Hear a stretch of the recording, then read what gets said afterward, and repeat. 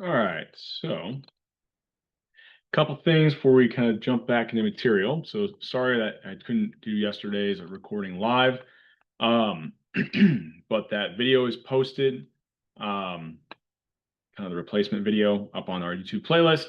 We kind of started module 13. I went through a good majority of the material in that video, so hopefully you watched it. If not, make sure you're going back and revisiting that. I also posted an announcement late last night. I think the due date on the module 13 reading was off by an hour on Canvas, and so just to kind of make sure there was no, I just opened it up to be the end of the day till yesterday. So that due date is passed. I also put an additional announcement right before class about if you do have some time, I'd appreciate if you'd fill out that online course questionnaire. I'm sure you're getting inundated with emails because I am getting inundated with them. But here's kind of your additional reminder. I'll have one more reminder. I'll probably mention it again in class tomorrow. But I won't post another announcement on Canvas. The link is up there in that announcement to kind of help you find it. Other than that, we'll finish up module 13 today. So we'll have that final participation quiz that'll be kind of just set to release now. After class, I'll set that module 13 quiz to be released. So the 3 participation quizzes from this week, as well as the module 10 and 13 quiz, all due by the end of the day tomorrow. Okay. We will then tomorrow do review, right, in class, primarily going over these practice exam, kind of final exam questions. Now, if you have questions over any of the old practice problems from the last 4 modules, so modules 10, 11, 12, and 13 will be what's on the final. Feel free to bring those tomorrow too. I can answer as many of those as people kind of have. I'll start out kind of with whatever questions you guys have, and then I'll kind of pick and choose the ones from here I think are probably the most useful to us to go through. Although we will probably get to go over most of the module 13. Oh, I don't know if you guys are seeing this, but I got some weird error or alert. So we'll probably cover the module 13 practice exam questions here today. I think we'll have enough time. So another thing I wanted to mention is I've got things changed now on Canvas, and obviously things can change because not all the due dates have passed. Now for the module readings, all the due dates have passed, all of them are done. I've now got it set to where it's dropping the lowest of those module readings. So your grade on Canvas for the module reading category should reflect now the lowest being dropped. I believe I've been saying I've dropped the 4 lowest. I think the syllabus says I dropped the 2 lowest, but to be fair, I know to be completely honest, I'm used to kind of in-person classes. I usually drop the 4 lowest, and so I probably accidentally said 4 instead of 2. So my mistake is your gain. I'll drop the 4 lowest participation quizzes. So I've kind of got that set. So Canvas is currently dropping the 4 lowest there. Now, obviously, the due date on the last 3 haven't passed. So if you haven't done them yet and they're just missings, right now it might kind of calculate your grade. It treats those as like they're not counting towards your grade yet. So as you complete those, once you have all those completed, then dropping the 4 lowest, your grade on Canvas should accurately be what your final participation grade in the class will be. Same sort of thing for the quizzes. I've now got it set to dropping your 2 lowest. Obviously, until those due dates pass on this, it won't be kind of your final module reading score, sorry, module quiz score. But I have those settings on Canvas so that once those due dates pass, you will accurately have, and it's not even after the due date passes, it's as soon as you complete those quizzes and those participation quizzes, your grade in those categories should match up with what we had in that hypothetical grade tool. So you don't have to even worry about going in and filling in all of your kind of individual scores. You can simply look at Canvas. It is now set to where it is dropping the lowest. So you can, in either row that you want, you can start to now, okay, I've got 88 on Canvas for my in-class quizzes, 86 for the module readings. I did pretty good in the quizzes. I had 84 and 88 on the midterms. I can then start to play around with, okay, what if I get a 90 on the final? Ooh, I'm getting close there, 95, rounds up to an A. And I can play around with hypothetical grades for that final exam, and it'll kind of tell me what my final grade in the class would be. Okay. Other than that, it should kind of take care of all the housekeeping stuff. We can jump into material unless I have any questions before I do that. Okay, so in that replacement video, I worked up all the way through talking about advertising, right? So we'll talk today about kind of monopolistically competitive markets. I'll kind of go through a little bit of review, but then looking at what happens in the short run, or sorry, in the long run. So I've got some visual depictions here, but to kind of start out, so monopolistic competition models are somewhere, or markets are somewhere in between monopolies and perfectly competitive markets. Okay. So what will end up happening is they're going to face some average total cost curve that's got this U shape to it. Marginal costs are going to intersect it at its minimum point. So the first one I'll start out, let's think about, they're not going to face all of market demand. The monopolistically competitive market will only face a portion of it, but it's still going to be downward sloping. And because they have some control over the price, right? These monopolistic competitive markets, we're assuming they're selling a product that's similar, but slightly different. So I always use, Qdoba, Chipotle, they're selling fast food burritos, but they're slightly different, right? I don't know, they source their products from slightly different, they taste a little bit different, but they're still a fast food burrito. You think about bottles of water. It's all bottled water, but whether or not they are actually different, Aquafina, Dasani, like it's a little bit different. So they have some slight product differentiation, giving them some market power. So similar to a monopolist, they'll face a twice as steep marginal revenue curve, but it's not twice as steep as the overall market demand. It's just as twice as steep, whatever the demand for their product, specific product is. So they set the profit maximizing quantity the way every other firm does, where marginal revenue of the last unit is equal to the marginal cost. Now, unlike a perfectly competitive firm who has to take the prices given, they then go up to their specific product's demand curve to set that price. Okay. So a couple of things I talked about in those videos that I'll kind of mention before we get to the kind of new topic today is, so what do we notice? We've got something here where the price is above our marginal cost. So this difference, I'll start using this terminology today, between price and marginal cost is going to be what we call that firm's markup. Okay. So the difference between the price they set and what their marginal cost was at that profit maximizing quantity, that's going to be the firm's markup. Now notice, I think in that video I was going through examples where sometimes if we select this price we have positive profit, sometimes they're negative. So in this example, price is below my average total cost. Okay. So how do we calculate profits of the firm? Well, as long as that firm is staying open, profits are still going to be that equation where I take the quantity I'm selling times the difference between price and average total cost. So notice, quantity is either 0 or positive. So if price is ever above average total costs, just like for a perfectly competitive market, we said profits would be positive. If price is ever below my total cost, profits would be negative. Well, here, price is below my average total cost. So if I take that difference between price and average total cost times the quantity I'm selling, this would represent profits.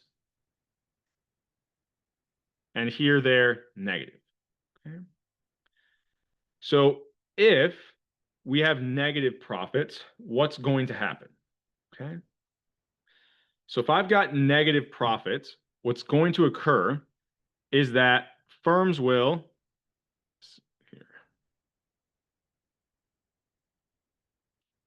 exit the market, right? In the long run,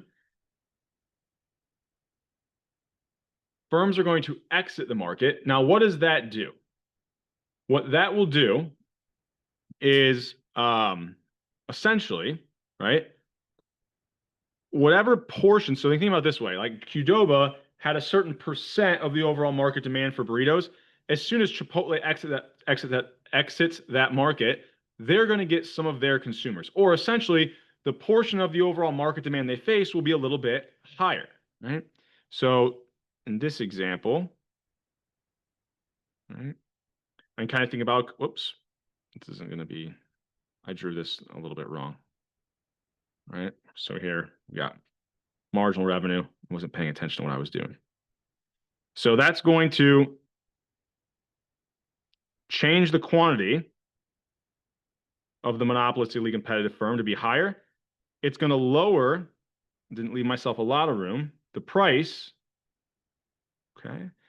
And that gap in between price and average total cost should be getting smaller. So that's going to continue to occur. Firms will exit the market. What is that going to do? It's going to increase demand, which is going to increase the quantity, decrease the price that monopolistic competitive firm is choosing, until eventually we get to a point where profits will be equal to zero. Okay? So I'm going to draw this out a little bit bigger. I know I've got it in the slides, but just to really, I didn't save myself a lot of room there, and I got a lot of stuff going on in that graph. So just to kind of make this point, let's say I've got demand, marginal revenue initially, marginal costs, and I will even do, I'll show you an extreme example here. So here's my average total cost. So initially, they're setting the quantity where marginal cost is equal to marginal revenue, going up to the demand curve to set that price. Okay. If I've got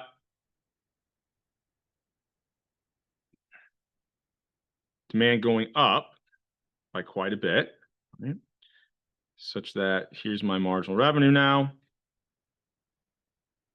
Hopefully we can kind of see a little bit easier here. The quantity that they produce is going to go up. The new price they set, right, potentially could go up as well, right? And then at this point, price is equal to average total cost. So now profits are zero, right? So anytime we have negative profits, just like perfectly competitive markets, firms will exit. However, this causes each firm that remains to have an increase in their demand and marginal revenue curve, which will result in they choose a kind of higher quantity than they were before, right? And potentially now even kind of this higher price. So higher quantity, higher price because of this demand curve increase. And then what's going to happen to profits? Well, profits are actually getting closer to zero, or they're going up. So this is going to be what we see occur if we started out with negative profits, prices way below my average total cost curve. Firms exit until those profits are driven to zero. Okay. So in the long run, right? I can get my slideshow. There we go. If firms can freely enter and exit this market, we're going to end up at kind of this perfectly competitive outcome. It won't be the perfectly competitive outcome. We'll hold off on that. But at least will look somewhat similar to it in that in the long run, price will be equal to the average total cost and profits will be equal to zero for the firms that remain. Okay. Excuse me. Now we'll see in a second that won't be at the minimum point of the average total cost curve. So we'll compare it to a perfectly competitive market, but we'll kind of hold off on that for a second. So first, I just want to show you, okay, if I start out with a different scenario where, okay, marginal revenue is equal to marginal cost at this quantity. I go up to the demand curve to set the price. In this situation, the price is above average total. Here I would have positive profits. So what would firms do in response to that? They would enter the market. As firms enter the market, I get a smaller portion of the overall demand.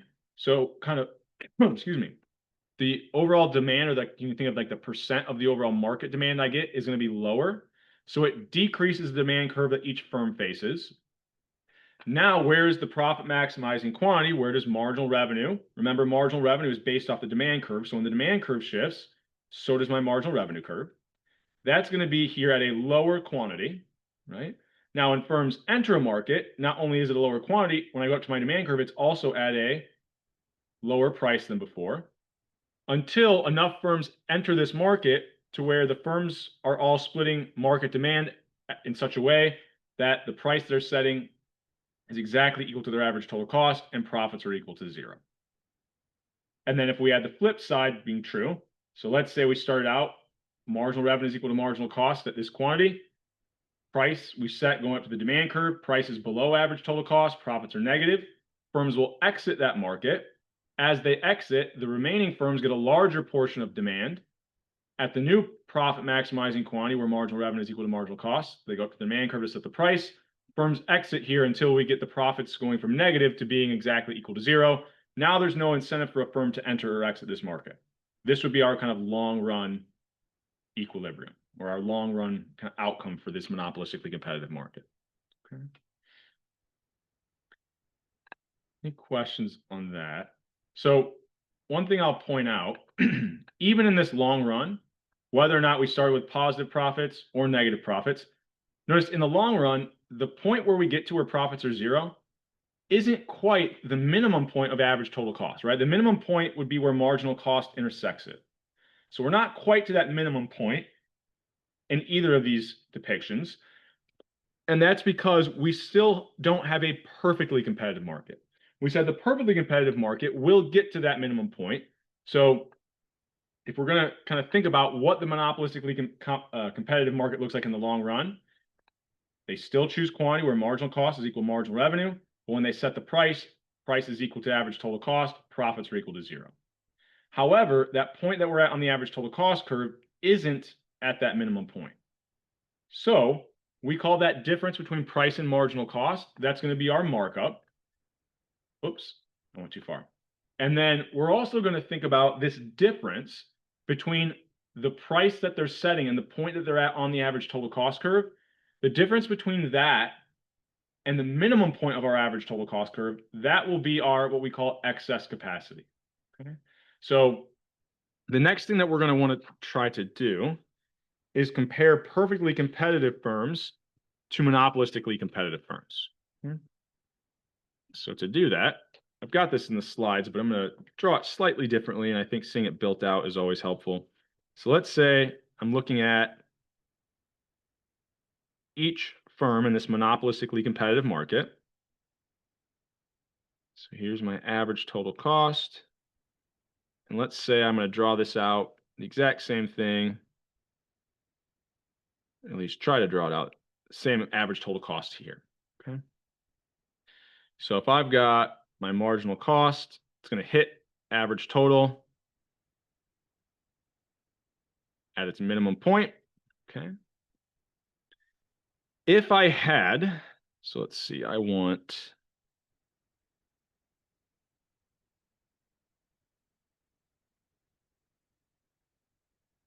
so here's my demand curve that they face. Here's the marginal revenue. Okay. So I'm at a point where marginal revenue is equal to marginal cost for the monopolistic competitive firm here. They go up to the demand curve to set the price.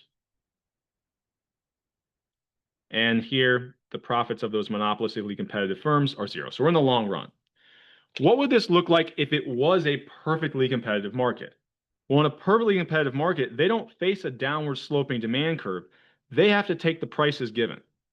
So we said in the long run, for a perfectly competitive market, each firm, the demand they face will just be whatever that equilibrium price is for a perfectly competitive market. So they will end up at that minimum point of the average total cost curve. Okay. So this would be the quantity that a perfectly competitive firm would choose. Well, notice where would that be at over here? So right here, right? So that difference between the quantity that the perfectly competitive firm would choose and the quantity the monopolistically competitive firm would choose, we're going to call this excess capacity. Why? Because if they were able to produce, or sorry, not able, but if they were willing to produce these units, they would actually still be lowering their per unit costs. Okay. So these are all the additional units, the excess capacity we have, that if we did produce out to this point, we would still be lowering our per unit costs. Okay. And then you can kind of notice what would be true about the perfectly competitive price relative to the monopolistically competitive market. It's going to be a little bit lower. So if we were just to kind of summarize these things, right, the perfectly competitive quantity is always going to be greater than the monopolistically competitive quantity. The perfectly competitive price will be less than the monopolistically competitive price, right? And then the average total cost of these monopolistically competitive markets will actually be greater than the average total cost of a perfectly competitive market, which we know will be at the minimum of that average total cost curve. Okay. Any questions there before we keep going? So here's where it also gets a little bit tricky. So we can compare the monopolistically competitive to the perfectly competitive firm. However, when we're thinking about deadweight loss, right, wouldn't actually be using the quantity that we see the perfectly competitive firm would choose. And that's because the firm isn't actually facing a horizontal demand curve, right? There's product differentiation. So there is a slight kind of slope to our demand curve. So when we're thinking about deadweight loss, it's going to look very similar. And this is how about as far as I would kind of push it to do. We think about the deadweight loss that would exist in kind of this market, right? If I've got, I can also think about what's the deadweight loss for every single firm, right? So even if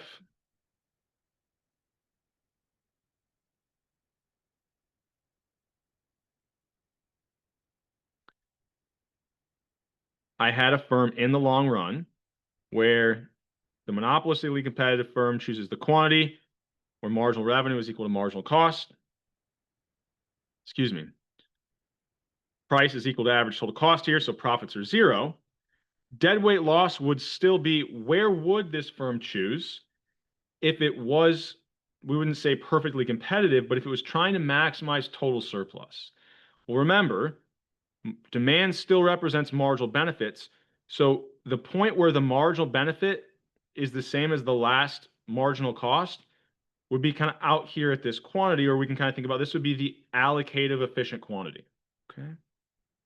Now, notice it's at a point, I kind of draw this kind of close together, but it's not necessarily right at the minimum point of the average total cost. So we're not using the average total cost. What we're using is the difference between our demand curve and our marginal cost.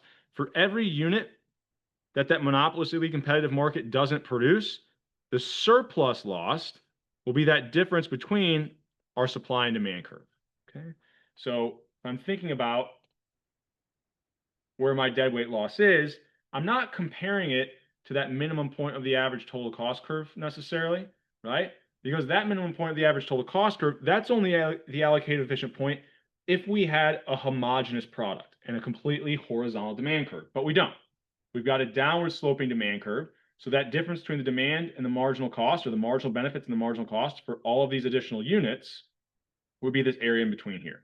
So even though I'm kind of calling this the perfectly competitive quantity, I want to be careful how I say this. It wouldn't be the long run perfectly competitive quantity if they faced a horizontal demand curve, which we know perfectly competitive markets would. But it's if facing this downward sloping demand curve, where would a perfectly competitive quantity or market choose? Where that marginal cost or their supply curve is equal to demand. So we still calculate deadweight loss as kind of that difference between the demand curve and the firm's marginal cost, kind of similar to what we did with monopolies. Okay. So we know we've got some deadweight loss that exists because of this monopolistically competitive market. We don't end up at the allocated efficient quantity. But we'll talk through some additional things that kind of exist. Okay. So here I've just got another depiction comparing perfectly competitive, monopolistically competitive. I kind of drew this out for us, just a couple additional things that we'll point out. Notice for perfectly competitive firms, like everything was equal in the long run, right? Price is equal to the average total cost, which is equal to the minimum point of the average total cost, which is equal to marginal revenue, because marginal revenue is just the price that we're taking is kind of given, which is our horizontal demand curve. So everything was like the same. For these monopolistically competitive firms, their price, yes, it'll be equal to average total cost. And yes, the marginal revenue will be equal to the price will be equal. I said that right. Price will be equal to average total cost, and marginal revenue will be equal to marginal cost. But those aren't the same thing, right? That price and average total cost, even in the long run, will be above the marginal revenue, marginal cost of the last unit that the monopolistically competitive market chooses. Okay. I'm kind of comparing the excess capacity. So this is where it gets weird. Deadweight loss, we were calculating as only up to that quantity where the demand hit marginal cost. Excess capacity refers to the difference between where we're at on the average total cost curve and the minimum point. Okay. So there would be kind of our excess capacity. And then we have a markup, that difference between price and marginal cost. That's what we're going to start calling our markup. Okay. Let me think if I want to say anything here before we get to welfare. So just setting this up a little bit, and then I got another visual depiction. I think that'll help with some of this.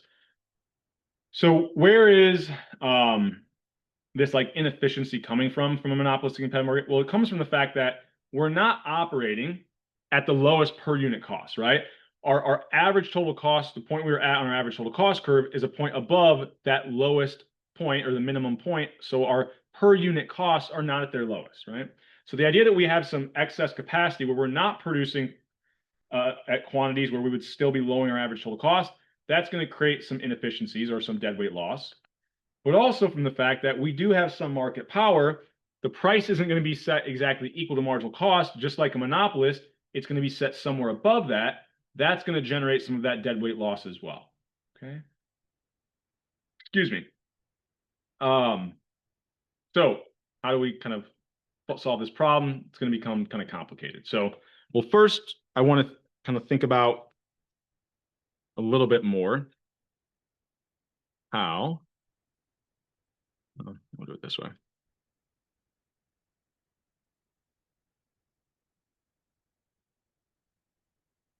So kind of where is our deadweight loss coming from? All right, we said it was coming from the fact that we were selling fewer units than the efficient point, but we were also kind of having this price above marginal cost. So this idea about the price being above marginal cost, let's think about what could make things more inefficient, right? And really that price, the difference between price and marginal cost, that was like the market power that the firm had. So I'll draw an extreme example and we'll kind of ignore profits for a second. So let's say I have this increasing marginal costs. I've got my demand curve, twice as steep marginal revenue curve. Here's the initial quantity. Go up to the demand curve to set the price. Here would be the firm's marginal cost. Okay. If I had a demand increase, right? And really what this could also represent is if I am looking at a monopolistically competitive firm, let's assume we were comparing two different monopolistically competitive markets, and one of them had like 100 firms selling a slightly different product, but one of them only had like 5 firms selling a slightly different product. Well, what's going to be true or what's going to be different? Well, even if I don't change the slope of that demand curve, I'm going to try to draw these as parallel as I can. All right. So I try to draw this parallel and then this parallel. What we'll notice is, what are the results of that demand increase? If I can get a larger portion of the overall demand, and this goes back to the discussion I had in yesterday's video about advertising. If I advertise, maybe I can increase the portion of overall demand that I'm getting. What's going to happen? Well, that profit maximizing quantity should go up. The price that those firms are able to set, well, if there's fewer firms, I have a larger portion of the overall demand curve. I should be able to act closer to a monopolist, so the price that we'll be charging is higher, right? But also notice,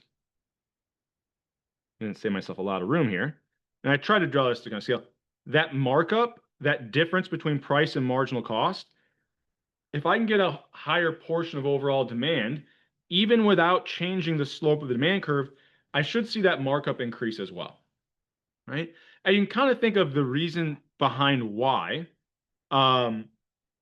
If I'm thinking about at low quantities, like if I lower from a lower demand curve here, demand is always twice as steep. So if I'm looking at like a quantity of 5, maybe on the demand curve, I would have been at a price of, I don't know, 8, and my marginal cost was 4, right? Because it's twice as steep. So when I'm looking at the same quantity, the point I'd be at on the demand curve would be twice as large as the point I'm at in the marginal cost curve. And then over here, if the quantity was 10, well, maybe that would be at a price of, I don't know, make this point 16, right? Twice as high a quantity, right? Because of that demand shift, the demand shift doubled quantity. Well, what should be true if the slopes have stayed the same, then that price of 16 at a quantity of 10, my marginal cost, since marginal revenue is twice as steep, should be half of that. So notice in both scenarios, marginal cost or marginal revenue is half of that of demand, or sorry, where I'd be at on the demand curve. But notice what's the markup in both of these scenarios? Here, my markup is 4. Over here, it's 8, right? Just by the law of mathematics. If I'm looking at higher quantities, the gap in between demand and marginal revenue will always be larger when I'm looking at higher quantities. So if that demand increases the quantity the monopolistic competitive market will choose, it will then also increase their markup. Okay. Now, if we had changes in the slope of demand, all kind of the bets are off a little bit in terms of which way it would shift it. But any example I'll give you, I would kind of add in that assumption where we just assume that we have no change in the slope of demand. It's just an increase in the demand for our product. Okay. All right. So, how do we fix this problem, right? Let's assume that these firms they have this markup. Even in the long run, when profits are zero, what can we do? Well, we kind of have a problem, right? Because if firms, let's just, for example, let's try to do a scenario where long run profits for these monopolistically competitive markets are zero. And I'll kind of show you, if you're drawing this out for yourself, it gets a little bit tricky. So this is kind of probably the best way to do it. I always start out thinking about, okay, where's my average total cost curve? And then my marginal cost is going to intersect it at its minimum point. If I have zero profits, I know that the point where my demand curve hits the average total cost, that would be where profits are equal to zero. So then where would a twice as steep marginal revenue curve hit my marginal cost? Would have to be at this quantity, right? And then at this price, okay? So I've got zero profits. And let's say I'm the government. I'm like, okay, I know that all of this dead weight loss exists.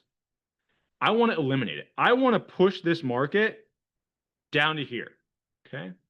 Well, what's the problem with that?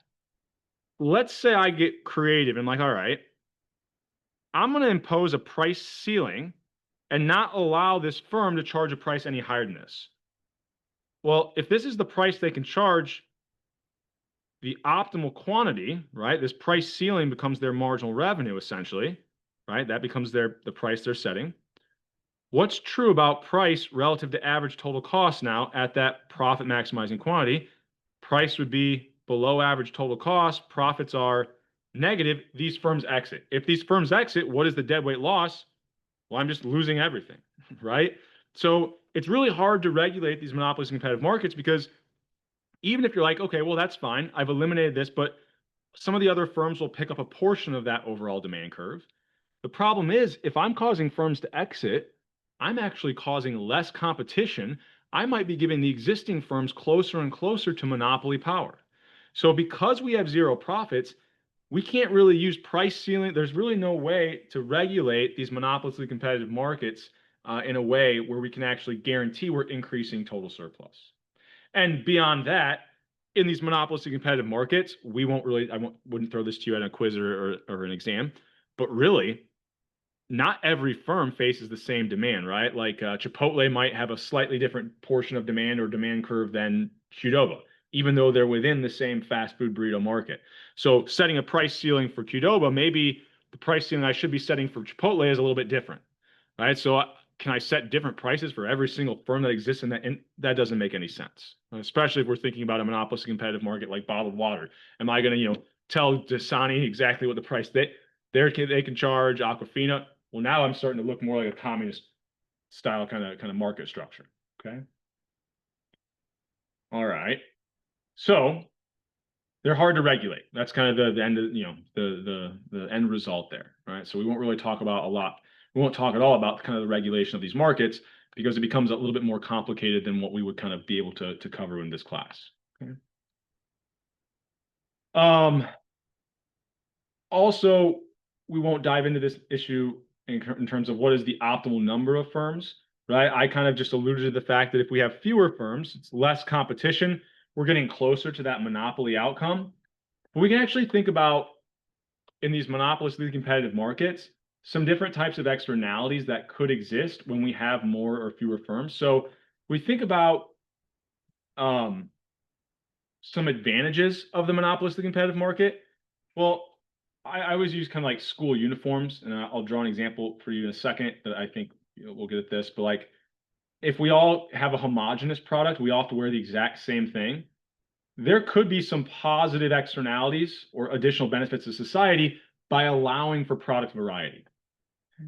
So when we have more firms enter a market, potentially it's creating some positive externalities, giving consumers some additional benefit because they can now find, a style of clothing that lines up that has a higher marginal benefit for them, okay, than the existing clothing when it was just a homogeneous market, homogeneous product market. Now, when new firms enter, we also kind of have this negative externality, which is, new firms are going to be stealing some of the producer surplus that existed to the previous firms. Now, in general, do we typically think we care about this as much? I don't know. As a society, I think we sometimes are okay with firms losing surplus if it's at the expense of consumers losing we're okay with them losing it if consumers gain. So we kind of have both of these externalities going on as we have a higher or lower number of firms. And it's just really going to be difficult to figure out exactly what number of firms would also create the most welfare or the highest total surplus for the market as well. So what I wanted to get at here before we go to kind of brand names is more so focus on, and I, once again, probably wouldn't say probably, I'm not going to push you this far on the quiz or the exam, but I think it's worthwhile. And also, if you're interested in taking more economics courses, this starts to give you a glimpse into how we can combine a lot of the different things we've talked about in this class and kind of the next level of topics you would talk about. Okay. So let's say I've got something like this. I could even think about, I'll get real specific here. It's not my best drawing, but it'll get at the point. Okay. Actually, you know what? I don't want to confuse you. I'm going to simplify this a little bit. Sorry. Let's stick here. Okay. Let's assume that instead of each individual firm, we're looking at the entire market, right? So if I were looking at like the entire monopolistically competitive market, I would like have all of market demand, right? And then here would be kind of the supply coming from every single firm. So it's not one firm's marginal cost, it's like every single firm's marginal cost. Now, in general, in these models, we assume every firm has kind of the same resources available to them, same workers, same raw materials, so they have similar or identical marginal costs. So if I was thinking about if this was a perfectly competitive market, the price and quantity would be where supply is equal to demand in the market, right?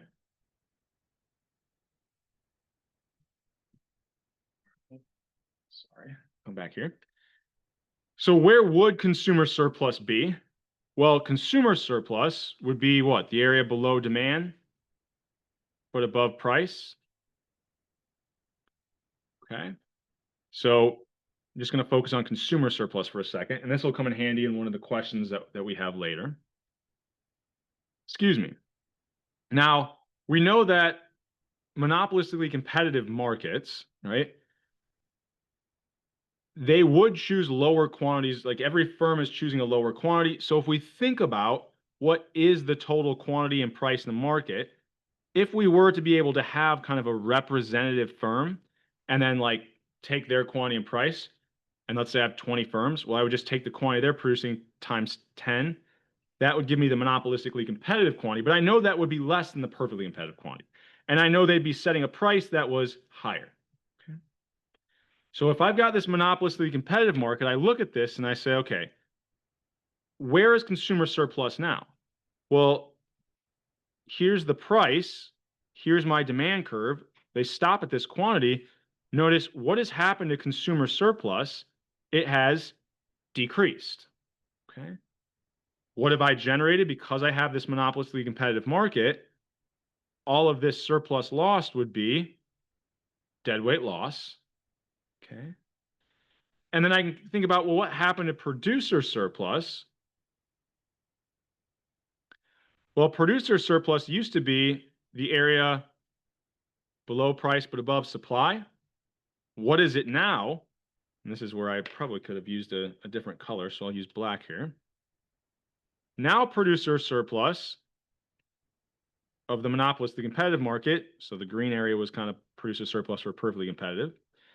So notice we lost some producer surplus here, but we gained a pretty large portion here. Rectangle is going to have a larger area than this triangle, so our producer surplus has actually increased. Okay. However, just because it looks like we've got some deadweight loss here, that doesn't necessarily mean that this is worse for society, right? So I tried to kind of give you an idea about what's happening to consumer, producer surplus, and deadweight loss. What if instead I just were to draw out here? So I've got my supply, my demand. We said if we're at that price and quantity for a monopolistically competitive market, we have all of this surplus lost. However, if there's an additional benefit to the consumers in this market relative to when it's a perfectly competitive market, if there's some additional benefit, some positive externality to consumers, where would the marginal social, like from having not just one type of uniform to wear to school, but having a variety of choice of what exactly clothes I want to wear, well, then the marginal social benefit would be higher. So notice, even if we allow this monopolistically competitive market to remain, for every unit, there's this gain to society. So yes, we're losing some surplus by allowing it to be a monopolistic competitive market, but potentially, because now there's all this variety and this benefits consumers in their everyday life, if the gains from these positive externalities is greater than the losses because it's not perfectly competitive, we actually could be better off as a society allowing this market to be monopolistically competitive, as opposed to if we just allow it to be perfectly competitive, yeah, we'll gain this surplus back, but there's now no product variety. This is the idea, if I have a homogeneous product, which is school uniforms, you can only wear, clothes of this color and make. Well, now none of those positive externalities exist. Okay. So that would be kind of one, I guess, support for why we might not want to regulate these monopolistic competitive markets, because if we did regulate them in a way where it made it more of a homogeneous product, we'd be losing out on a lot of these additional positive externalities to society from having more variety to choose from being able to find something that matches up more with my specific tastes. Okay. All right. So a lot there, and like I said, probably a little bit further than I maybe would push you on some of these questions on the quiz or the exam. So what I want to make sure we have time to do, excuse me, is work through some problems. So I've got some stuff in here about brand names. It's for the sake of time and getting some more practice those questions. I'll just briefly mention it. I won't go through it very quickly. But it's going to be very similar to the conversation that I had in the last video about advertising. So are brand names really a benefit to society or kind of benefiting consumers? Well, the arguments would be, it sometimes can cause consumers to think that their marginal benefit is higher than it is. So if I think the marginal benefit is higher than what it actually is, I might buy more of a product than what is actually optimal. So it can lead to consumers making a suboptimal decision. Right.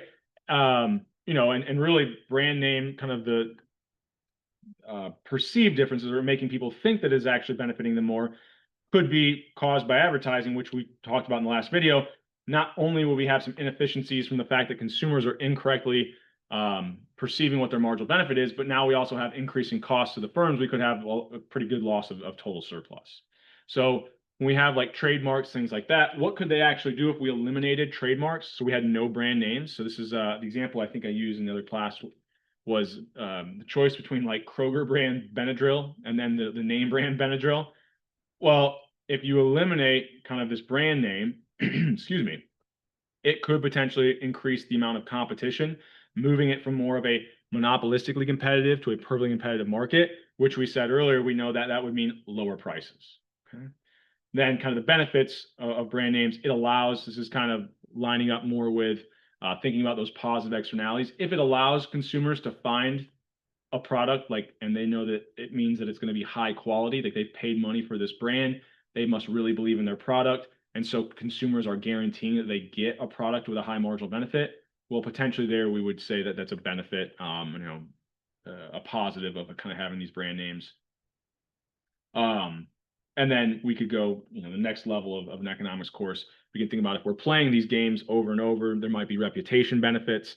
And so they might actually maintain kind of higher quality for their brand name products. And so that would be another potential defense of brand names. But I'm not going to ask you any questions about brand names on the exam for the quiz. So kind of the conclusion of monopolistically competitive markets, it probably looks more similar to most of the markets that we see out there in the real world. But they're much more complicated, and it's very difficult for policymakers to actually regulate them. And it's sometimes impossible even for us to push them closer to the perfectly competitive market or perfectly competitive outcome by using things like price ceilings, price floors, et cetera. Okay. And we may not want to, right? We talked about those positive externalities that could exist from product differentiation. And so maybe we do want to actually allow these markets to be monopolistically competitive. Okay. So what we'll go through now is the quiz questions for today, and then we will jump into some of those exam review questions. So there's really only one question here today because the second one is a preference-based question. So I'll go through that one first. And you might hold off on submitting this until after today's class because, like I said, we will go through some of those practice final review questions that are related to monopolistic competitive markets. But tomorrow, what would you most likely want to see reviewed, right? So we've got modules 10, 11, 12, and 13, perfectly competitive markets, monopolies, game theory, and then this monopolistic competition examples. So which of those would you like to see reviewed the most tomorrow? Now, obviously, I'll field questions, but this is where people start to be kind of shy. I'd probably pick and choose more questions coming from whatever I see have the highest response. So even though this isn't due until the end of the day tomorrow, I'm going to look at this before class starts tomorrow. So I'll only be able to look at the quizzes that are submitted before then. I'm assuming, though, people that are kind of on top of things, those are the people I want to make sure that, they're typically more often to be in class. I want to make sure I'm, seeing which of these categories or which of these modules they want to see reviewed the most. And then I'll try to, like I said, pick and choose more questions coming from that topic or that module.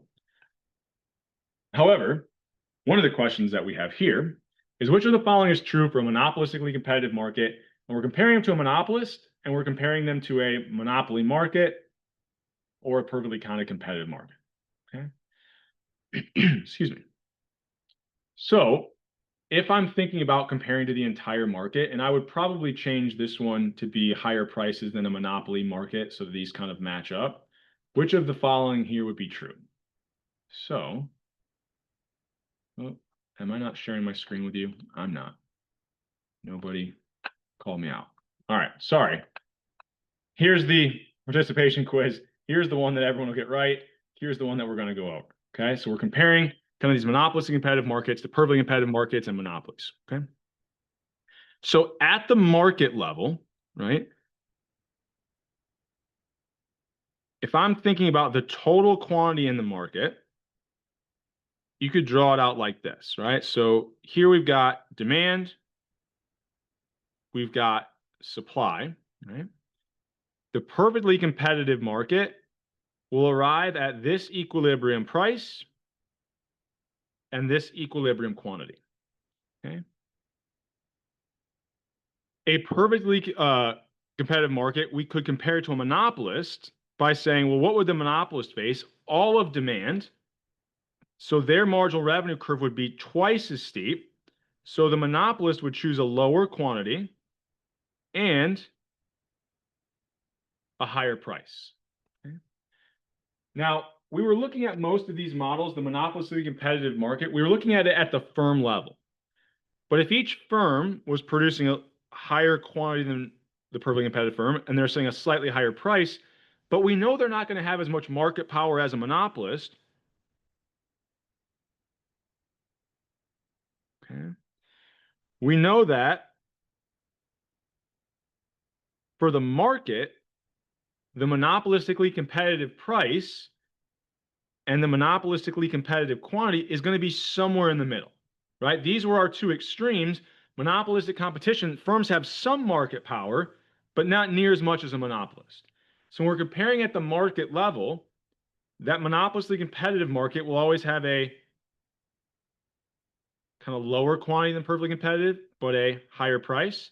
But then relative to a monopolist, their quantity will be higher and their price will be lower. Okay. So I'm thinking about which of these is going to be true. No, it results in a lower price. They don't have as much market power as a monopolist. It results in a higher quantity, right? Because they can't restrict, they don't have as much power to restrict quantity as much as a monopolist would. It results in a higher price in the perfectly competitive market because they do have more market power. However, because they have more market power, it's going to result in a lower quantity, right? They're going to restrict quantity a little bit more than a perfectly competitive market would. Okay. So that's going to be the only one that's true there. Okay. So if it helps when we're comparing the three different markets, maybe a depiction like this will kind of help. Okay. All right. So what else do I want to do here? Where are we at? There we go. So that's the last participation quiz. Like I said, this one, just respond with what you want to see most likely, most covered most tomorrow. Sorry, I said most like 5 times there. It's been a day. So what I do want to still go through is down here. So we'll go to that practice final exam that's up there on Canvas, and we'll start to go through these monopolistic competition questions that are like the last 7. So let's say I gave you a graph that looks something like this. Okay. If I asked you about what is the profit maximizing quantity and price for a firm in this industry, this is probably a question that's is probably not going to be as easy of a question on the final. Although you'll need to be able to do this to answer other questions, which I'll kind of give you some additional examples of here. So where would the profit maximizing quantity and price be for a monopolistically competitive firm where marginal cost is equal to marginal revenue? So here at a quantity of 3.5. They then go up to the demand curve to set the price, so 17. And then, so that's 3.5 and 17. Now, what are some additional questions I could ask you here? Well, first of all, at this profit maximizing quantity and price, what is true about profits for the firm? Okay. Well, my price is $17, but the average total cost here is 22. So if I wanted to calculate profits, we said if my profits, if I stay open, I'm going to have the same profit equation for a monopoly, monopolistic competitive market, and a perfectly competitive market. Right? So we just said the profit maximizing quantity was at 3.5. That price was 17. And I think if we look at it, the average total cost was 22. So here my profits would be what? Negative 17.5. Okay. So I could calculate profits. If price is ever below that average total cost, I know that my profits are going to be negative. Okay. Now here's one where I'd have to give you some additional information on that graph, but let's assume that when I was looking at that, so we just said we had what? Marginal revenue was equal to marginal cost at a quantity of 3.5. We then went up to the demand curve. Price was 17. And the point we were at on the average total cost curve was 22. Okay. So let's say I gave you an additional curve on that graph, and it was average variable costs. And let's say, just for the sake of this example, I know it's not quite drawn to scale, but let's say the average variable cost there was 20. Okay. Well, should I stay open or should I shut down? If I stay open, my profits are negative 17.5. If I shut down, what do my profits become? So if I shut down here, my profit should just be negative whatever my fixed costs are. What's another way of writing my fixed cost? It's my average fixed cost times the quantity I'm producing. How can I find average fixed? Well, that's the difference between my average total and my average variable. So this is all stuff, like all the stuff we talked about with perfectly competitive firms, it applies to monopolistic competitive markets as well in terms of the decision to shut down and what profits would be. So here I've got what? Negative 22 minus 20 times 3.5. So my profits if I shut down would be negative 7. Sure enough, when price is below average variable costs, right? My profits are actually higher. It's a smaller negative value if I simply shut down. So it's the same shutdown rule that perfectly competitive firms had.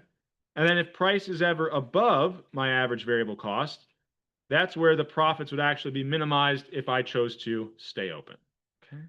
So that's another type of question I could ask you if I gave you the average variable cost curve in a graph like that. Okay. On that graph, was it Yep. supposed to be a negative 7.5? Yeah, sorry if you can't tell. It's there's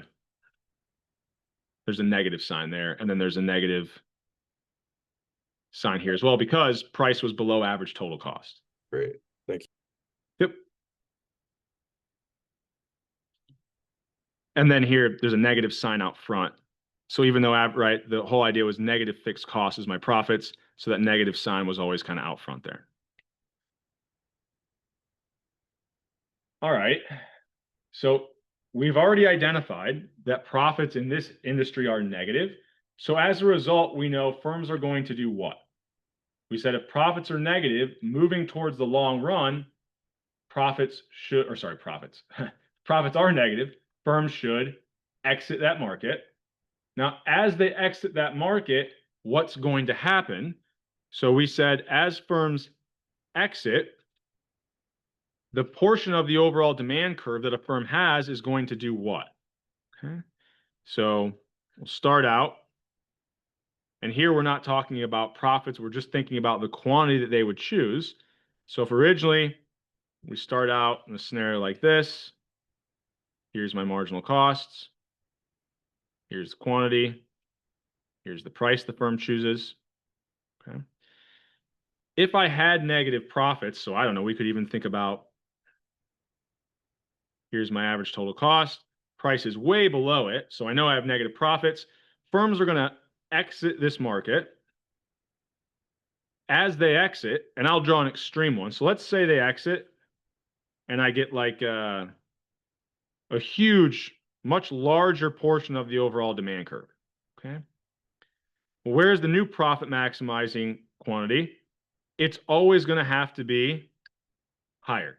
So when firms exit, the demand curve that each remaining firm faces will be higher, resulting in a higher quantity and also allowing them to set a higher price. And this is kind of intuitive too. So as firms exit, demand that each remaining firm has increases, which results in higher quantity and higher price. Well, if firms are exiting, there's less competition. That's kind of an intuitive result that the price is going to be higher. So that's a good way to kind of remember that as well, not just through the drawing. Now notice here, I did one where this new price is above my average total. So what has happened to profits? Profits before were what? Price below average total cost, so they were negative. I could have too many firms enter or exit this market. Now there's positive profits. So then in response to that, what will some firms do? Enter the market. As firms enter the market, maybe now I've got a smaller portion of the overall demand curve. I try to draw this kind of scale here to kind of say, okay, now when firms enter, the demand each firm faces goes down. The result is the quantity they choose goes down. The price they would choose goes down. And we get back to this point where price is equal to average total cost, profits are equal to zero. So even if like firms aren't perfect, and we see this like in a lot of, if I think about like the restaurant market in Bloomington, there's constantly firms entering and exiting, right? So, there might initially be some negative profits. Okay, a couple firms leave. Well, now everybody that's there is making positive profits. We see a few more restaurants open, and it doesn't necessarily, they don't get it perfect on the first try. It might pinball kind of back and forth, but eventually it'll kind of arrive at this long run kind of equilibrium where all the remaining restaurants that are there, there's no incentive for anyone to enter or exit that market once we get to that point where profits are equal to zero. Okay. All right. So we had there the exit and the quantity each firm produces would then, where is that? Increase. Okay. Now, what if I was trying to identify markups and excess capacity here? So markup is simply going to be the difference between price and marginal cost. Okay. So the difference between price and marginal cost at the profit maximizing quantity, well, my marginal revenue and marginal cost are equal to 4. My price is equal to 17. So the markup there, the difference between the two should just be 13. I didn't mean to leave this bolded, but it is. So why is the excess capacity 2.5 here? Okay. So what you might on accident do is look at that profit maximizing quantity and think about, well, if I was calculating deadweight loss, that'd be the area in between demand and marginal cost up to this quantity of 5. So the deadweight loss would be this area here. But excess capacity is referencing the quantity that the monopolistically competitive market would choose and the quantity the perfectly competitive market would choose in the long run. So in the long run, we know that the perfectly competitive market gets to the minimum point of the average total cost curve. So it's the difference between the quantity that would minimize per unit costs and the average total cost or the per unit cost that the monopolistically competitive market will be at. So here we are at what? 22 is our average total cost at a quantity of 3.5. The quantity that would actually minimize average total cost, and we know that's going to be the point where marginal cost intersects it, is here at a quantity of 6. Okay. So what is our excess capacity? The difference between those two, which would be 2.5. Now, on the exam or the quiz, I have only used images where I give you grid lines, so you won't be like, I don't know, 5.9. It looks, it's kind of hard to follow down. I'd give you grid lines so that you can identify exactly where that point would be. Okay. All right. So which of the following is true regarding a monopolistically competitive market?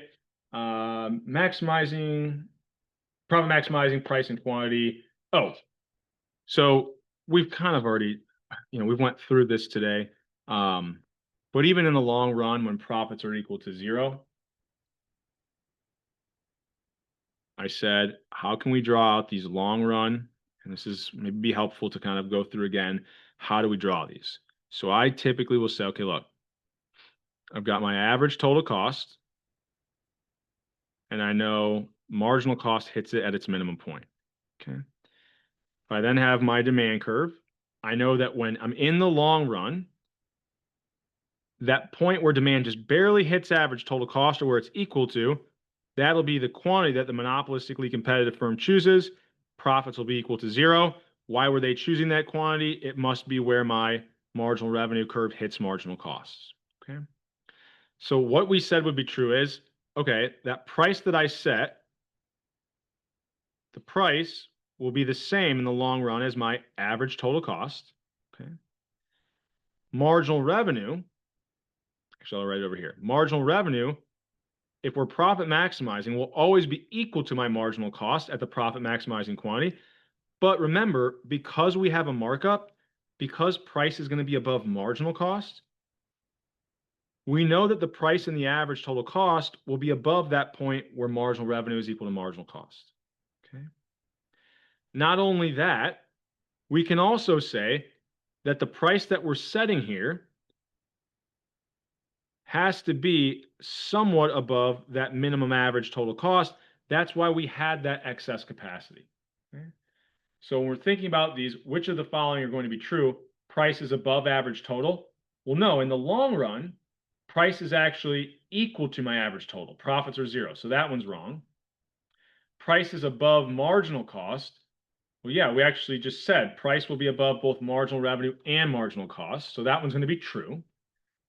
Price is equal to the minimum point. We said no, price and average total cost will actually be of a monopolistic competitive firm will be above that minimum point. So that one's not true. And then we always know marginal revenue is equal to marginal cost. This answer D should make sense in any of the models we looked at, right? Every single model we look at, the optimal quantity is going to be where marginal revenue is equal to marginal cost. Just marginal revenue looks a little bit different in some of the different models that we talked about. Okay. All right, so we still got 10 minutes here. I want to make sure we work through these word problem ones. We might not get through 29 and 30 today, but I can kind of maybe do some of that tomorrow. So let's assume we have this example and I give you the quantity, I give you marginal revenue, marginal cost, I give you average total, average variable, and I give you the current price. Okay. So first of all, I'm thinking about identifying the firm's profits. I have two things to figure out. Profits are going to be positive or negative. And then if they're negative, I know that I have to figure out our firm's going to enter. Are they going to exit or shut down, or are they going to stay open? So here, if I've got a price of 52, right? It's above my average variable costs. Okay. So I should be staying open, but it's below my average total, so profits should be negative. So the fact that price is below, so if we think about what are profits, it's quantity I'm selling times the difference between price and average total cost. So if price is below my average total cost, anything 0 or positive times this would always be negative. I know that my profits are going to be negative. If price is ever above my average total cost, profits then would be positive. So all I'm going to do is start plugging in the values that I have. So I was told that I'm at a quantity of 10, the price is 52, and my average total cost is 58. If I go ahead and compute that, I end up with what? Negative 60 as my profits. And that is, I would stay open because my average variable cost, I was told, was 45. So let's just prove to ourselves that it makes sense that my profits are negative 60, but that I should stay open. If I shut down, we said profits are just negative, whatever our fixed costs are. We can rewrite that as the average fixed times quantity. We can write our average fixed as the difference between average total and average variable. Well, I know all of these. The quantity was 10, average total was 58. I think the average variable we were told was 45. So if I calculate my profits, if I shut down here, I would end up with what? Negative 130. So where are my profits maximized? Not when I shut down, but here actually if I stay open. Okay. So if I stay open here, my profits were negative 60. And then the exact same scenario, but now the only thing I change is that the price is 38. Well, this is helpful because I've already calculated the profits if I shut down. If the price is 38, is my price above or below average variable cost? Well, my average variable costs were 45. That $38 price is now less than that. So I should shut down. So this should be my profits. But just for the sake of, proving this to ourselves, if I did stay open, this would be my profit equation. So at a quantity of 10, price now of 38, average total cost was still 58. I'd actually end up with profits of negative 200. So sure enough, when price starts to fall below average variable, whenever I calculate my profits, there will always be a larger negative value from staying open than if I simply shut down. Okay. And I can get all of that just from kind of this word problem. Okay.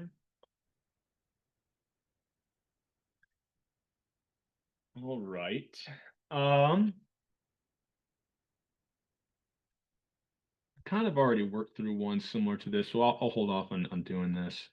And we actually kind of already went through this one here today as well, but I do want to talk through a little bit more about this. So we said that if we're thinking about a monopolistically competitive firm, are they going to produce a higher or lower quantity than a monopolist? So we're looking for which of the following is true here. This is where we kind of need to be careful. So I won't try to trick you. Some of these problems are a little more tricky on the practice than I maybe would even use on the exam.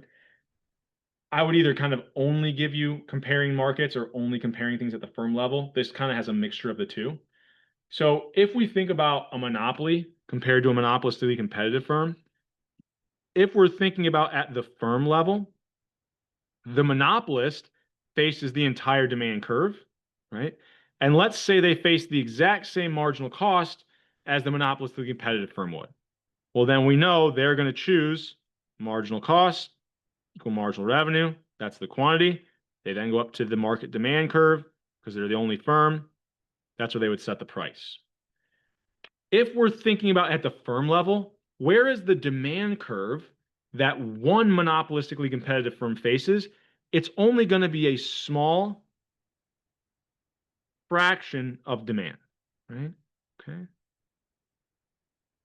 So the monopolistically competitive firm is going to have a much lower. So, of course, at the firm level, they're going to be choosing a much lower quantity. Okay. Now, if we're thinking about the market level, we would have to take how many firms we have, multiply it by this quantity to figure out where we'd be at the market. But at the firm level, monopolies will always choose kind of higher quantities than a monopolistically competitive firm, right? And it's because they face the entire demand curve. They're not sharing it with like 20 other firms. Okay. So at the firm level, we know that no, they're going to actually produce a lower quantity lower quantity than monopolist. Now, total surplus, would that be the same as, well, hopefully this one we know isn't true right away. We talked about, we know that when we have a monopolistic competitive market, we have some deadweight loss that exists. Consumer surplus would be lower than a perfectly competitive market. We'll come back to this one. This ends up being the one that's true. But D, they face a demand that's more inelastic than a monopolist. So if I think about going from a monopoly to a monopolistically competitive market, with a monopolist, I have no substitutes. With monopolistically competitive, I do have substitutes. They're not perfect, but I have some. So demand should be more what? If I have more available substitutes, demand would become more elastic, more responsive to price changes. So monopolistically competitive firms will actually face more elastic demand. Or I try to draw it here, it's going to be a little bit flatter. Okay. So not, the flatness of a curve slope and elasticity aren't one-to-one, but they are kind of related. And so monopolistic competitive markets will face a slightly flatter demand curve than a monopolist would. Okay. Now, why is consumer surplus going to decrease when we have monopolistically competitive markets relative to a perfectly competitive market? We actually drew this one out earlier. We said not even thinking about profit, so no average total cost. If we're just kind of thinking about marginal costs and where these monopolistic competitive markets choose, it's always a higher price relative to the perfectly competitive market.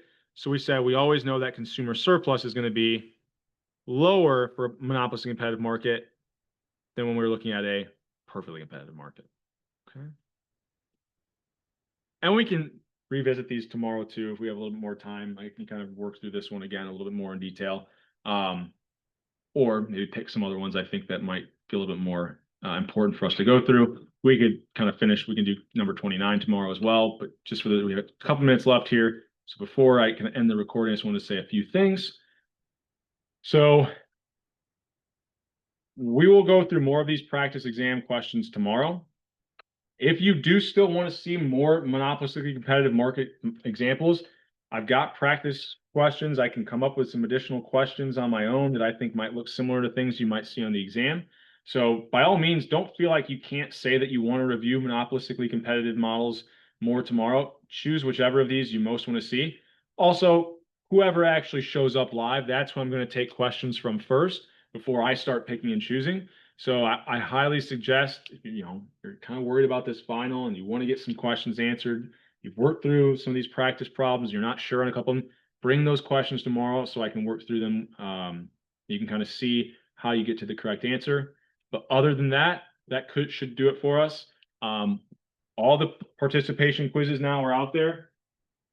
Everything, the quiz, in fact, just while I'm thinking about it, before I even end this recording, just to make sure everything is out there.